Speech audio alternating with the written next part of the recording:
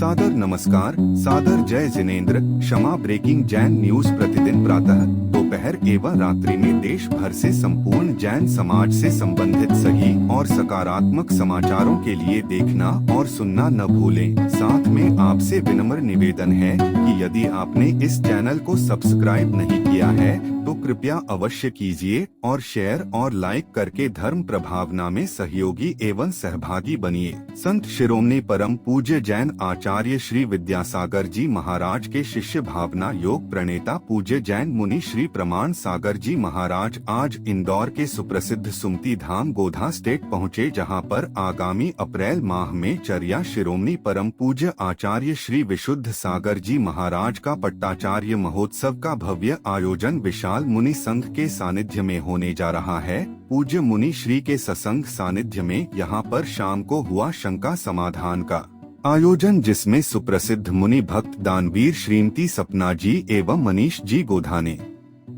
मुनिश्री से पूछे सवाल। सुनिए उनके सवाल और क्या बोले पूज्य मुनि श्री प्रमाण सागर जी मुनिराज। सपना मनीष जी गोधा की सुपुत्री अनन्या गोधा वे अपना प्रश्न कर रही हैं और पूरा परिवार प्रभा जी के पुत्र वधू मनीषा सपना जी गोधा और उनके समस्त परिवारजन यहाँ पर आ जाएं। धर्म प्रभावना समिति के अध्यक्ष अशोक जी दोषी और साथ में ही आनंद जी नवीन जी गोधा वे भी आ जाएं। विजय जी पाटोदी मुख्य यजमान वे भी आ जाएं।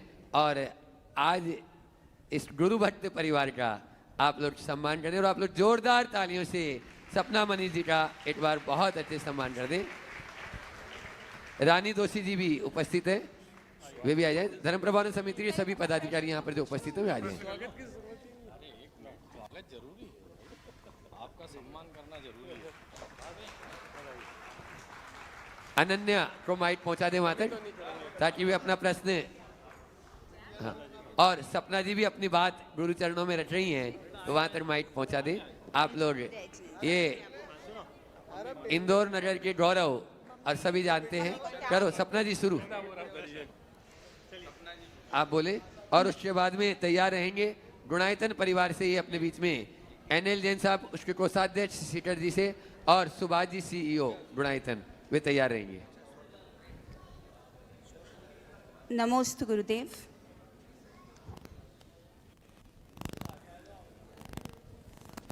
नमोस्तु गुरुदेव। मेरे दो प्रश्न हैं और दोनों सुमति धाम से संबंधित है और पर्सनल है। एक चीज़ होती है कि जब मैं सुमतिनाथ भगवान के दर्शन करने जाती हूँ रोज़, तो इतना स्ट्रॉन्ग कनेक्शन फील होता है कि आंखों में आंसू आ जाते हैं दर्शन करते वक्त। तो इसका कारण मैं जान नहीं पाती हूँ, बट वो रोज़ दर्शन करने आती हूँ। जब अकेले मैं दर्शन करती हूँ तो कनेक्शन इतना पावरफुल हो जाता है कि दर्शन करते करते ऐसा लगता है कि कुछ कनेक्शन फील होता है बहुत डीपली। दूसरा प्रश्न है गुरुदेव, एक पावर ऑफ मैनिफेस्टेशन होता है कि हम कुछ चीज़ें मन में सोचते हैं, इतना स्ट्रांगली सोचते हैं और इतना स्ट्रांगली बिलीव करते हैं कि वो होने लग जाती है। क्योंकि जब मंदिर का निर्माण कार्य चल रहा था, मैं और मनीष अक्सर कंस्ट्रक्शन साइट पे देर रात होते थे।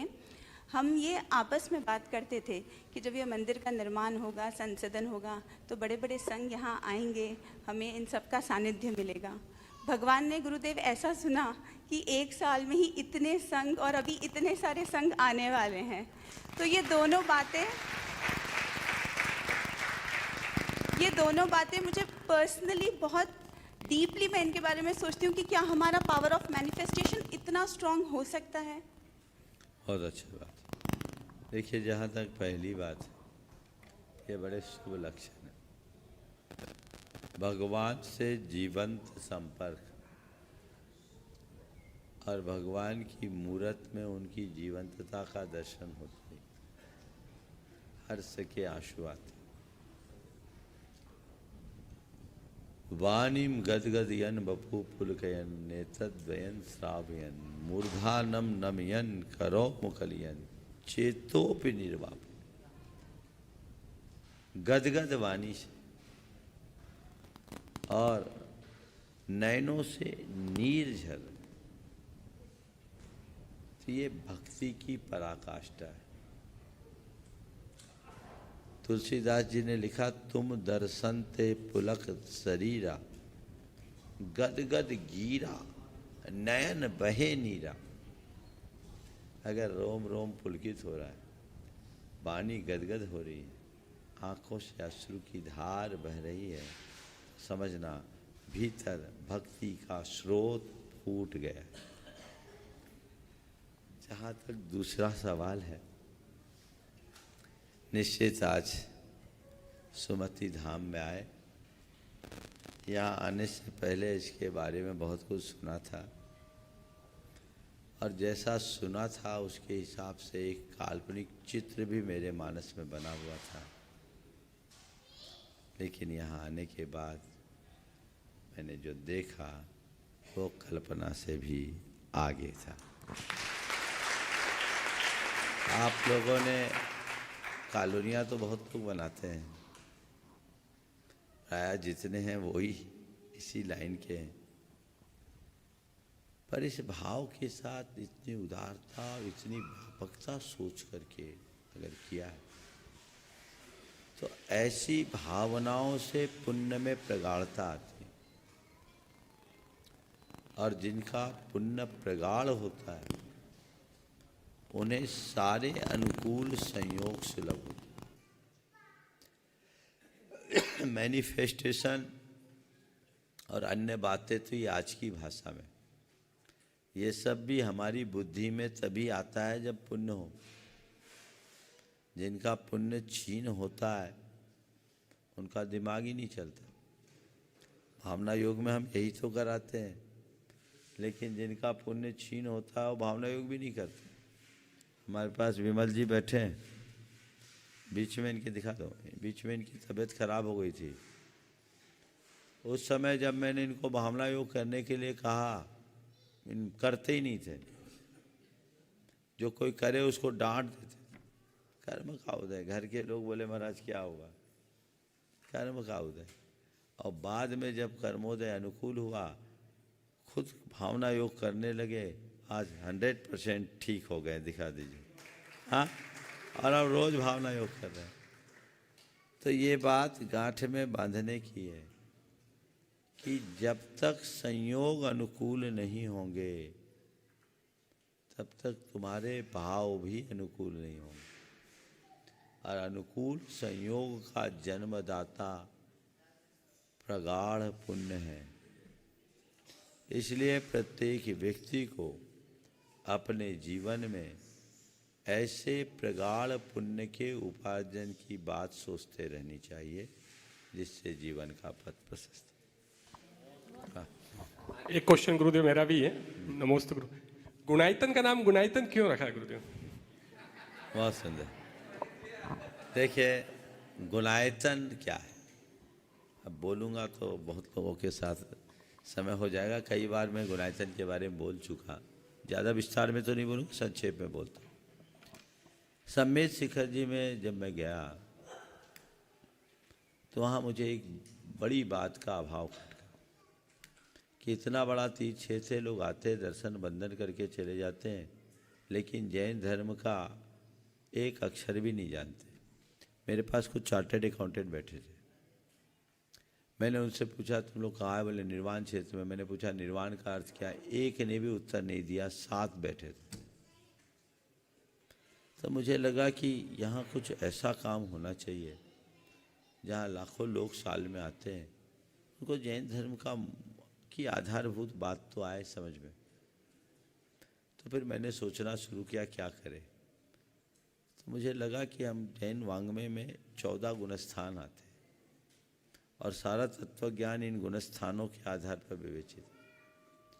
क्योंकि मेरी सोच सदैव इनोवेटिव रही है, तो मुझे लगा क्यों न इन गुणस्थानों के आधार पर कुछ ऐसी प्रस्तुति हो जिसके माध्यम से लोग संपूर्ण जैन वाङ्मय को जान सके।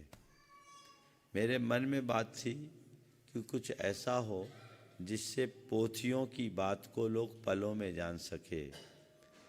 तो फिर उसके लिए कहा कि काम हो। तो गुणस्थान से जुड़ा हुआ आयतन था, इसलिए गुणायतन बन गया। और ऐसा आयतन जो हर व्यक्ति का गुणात्मक परिवर्तन करे, इसलिए ऐसा आयतन बनाया जाए जो गुणात्मक विकास का आधार बन सके। तो उसमें जो प्रदर्शित होने जा रहा है, चतुर्गति भ्रमण से मोक्ष गमन तक, मिथ्या दृष्टि से लेकर सिद्ध अवस्था तक का जीवंत चित्रण है, जीवंत झांकी है, जिसमें लोगों को ऐसा एहसास होगा मानो सब कुछ साक्षात हो रहा है। वो नमोस्तु गुरु, नमोस्तु नमोस्तु। महाराज श्री, हमारे देश में छोटे बड़े त्यौहार, होली, दिवाली, दशहरा, बसंत पंचमी और यहाँ तक कि गृह प्रवेश, एनिवर्सरी, शादी की मुहूर्त, सब पंचांग देख के मनाते हैं, पंचांग देख करके निकालते हैं, यहाँ तक कि गृह प्रवेश का भी मुहूर्त। लेकिन जब एनिवर्सरी, बर्थडे, गृह प्रवेश, ये सारे इंग्लिश तिथि हो जाते हैं, तो क्या हमारे ये गुलामी का परिचायक है अभी तक? बहुत सुंदर सवाल किया। करते तो सब पंचांग देख कर है, पर ये सारा कार्यक्रम आप अंग्रेजी कैलेंडर से करते हैं। आज ये विषय भी देश में ही नहीं, दुनिया के कई देशों में एक बहस का मुद्दा बन रहा है। तारीखों से पंचांग का औचित्य कम होता। पंचांग को तो पंचांग के अनुसार देखना चाहिए, और हमारा जो पंचांग है वो तिथियों, नक्षत्रों, ग्रहों आदि के माध्यम से बना है। तो हमें बहुत अच्छा हो कि हम चैत, वैशाख आदि माहों के आधार पर करें और उन्हीं अनुसार कराएं। इसी संदेश के लिए तो आज भी हम तीर्थंकरों के कल्याणकों को मूल तिथियों से मनाते हैं। गुरुओं के दीक्षा दिवस, उनके आचार्य पदारोहण दिवस और अन्य तिथियों को भी मूल तिथि से ही मनाते हैं। इसीलिए इस वर्ष परम पूज्य गुरुदेव का जो पहला समाधि दिवस आ रहा है वो भी आगामी 6 फरवरी को, जो बहुत बृहद स्वरूप में सारे देश में मनाया जाएगा। और चंद्रगिरी में भी, हाँ, चंद्रगिरी में भी आगम सागर जी, समता सागर जी महाराज वहाँ पहुँच रहे हैं, और कई मुनि संघ पहुँच रहे, आर्यिका संघ पहुँच रहे हैं। बहुत बृहद पैमाने पर उस कार्यक्रम को हो रहा है। कुछ दिन बाद मैं उसकी चर्चा करूँगा। 18 फरवरी को आचार्य श्री का तारीख के हिसाब से अवसान। तो हमें तिथि को महत्व देना चाहिए। आज की स्थिति तो ये है कि हमारे बच्चे तो चैत, वैशाख, जेठ, आषाढ़ सब भूल ही गए। कृष्ण पक्ष, शुक्ल पक्ष भूल गए।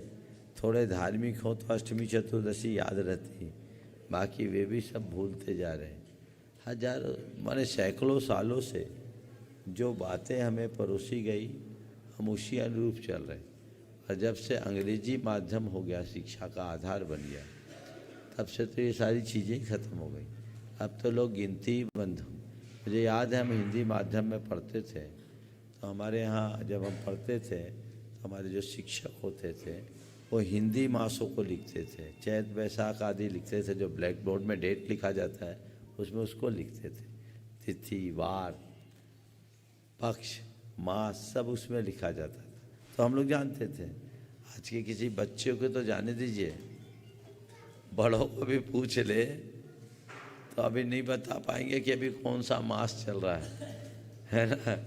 हाँ, पूछ ले तो इधर उधर देखना पड़ेगा।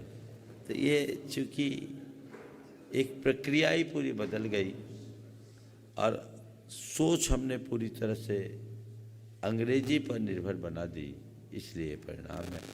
हमें अपनी मूल सांस्कृतिक परंपरा को बचाए रखने के लिए इन बातों का गंभीरता से ध्यान रखने की जरूरत है। नमोस्तु Maharaj Shri. Kshama breaking Jain news YouTube channel पर विज्ञापन देकर धर्म प्रभावना में बने सहभागी। विज्ञापन देने हेतु संपर्क कीजिए मोबाइल नंबर 9026900740 एवं समाचार एवं वीडियो भेजने हेतु WhatsApp number 933 9752336222। Kshama breaking Jain news YouTube channel देखने के लिए आपको बहुत बहुत धन्यवाद। सादर प्रणाम। सादर जय जिनेंद्र।